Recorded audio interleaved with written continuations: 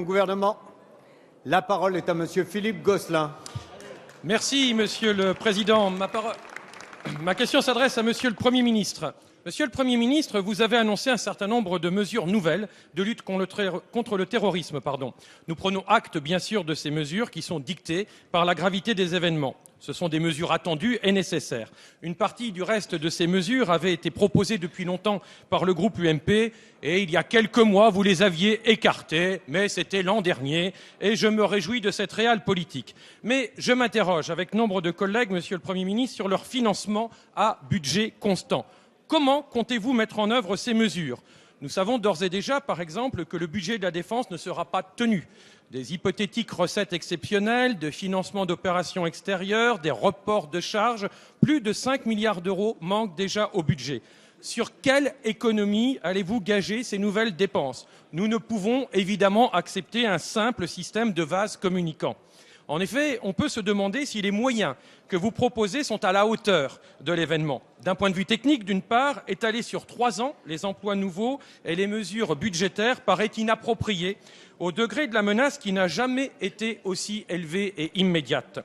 Sur le montant, vous proposez 233 millions sur 3 ans pour le ministère de l'Intérieur, 181 millions pour la justice. Je rappelle incidemment au passage, et sans vouloir faire d'amalgame, que ce sont 179 millions d'euros qui ont été budgétés en 2015 sur une seule année pour organiser la conférence sur le climat. Voilà. Un projet de finances rectificative, Monsieur le Premier ministre, je pense, s'impose. Monsieur le Premier ministre, nous soutiendrons, vous le savez, toutes les mesures qui pourront aller dans le bon sens, dans le sens d'une plus grande fermeté dans la lutte contre le terrorisme. Mais nous serons extrêmement vigilants sur la traduction législative et budgétaire. Merci Monsieur Gosselin. La parole est à Monsieur Christian Eckert, secrétaire d'État chargé du budget. Merci Monsieur le Président, Mesdames, Messieurs les députés, Monsieur le député.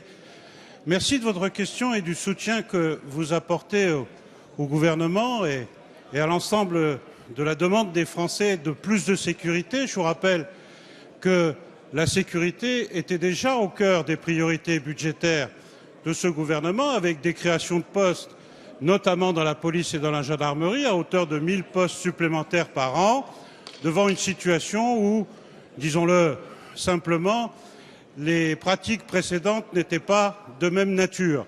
Alors vous nous interrogez sur les moyens de financer, pour l'année 2015 et les années suivantes, l'ensemble des mesures qui ont été annoncées après le Conseil des ministres de ce matin. Il y a d'autres mesures d'ailleurs qui sont actuellement à l'étude, et nous aurons l'occasion peut-être d'en reparler cet après-midi, concernant les aspects que le Président de la République a soulignés lors de son discours aux armées, concernant les moyens de nos forces militaires, aussi bien pour leur engagement dans les opérations extérieures que leur participation dans le maintien de la sécurité dans notre pays.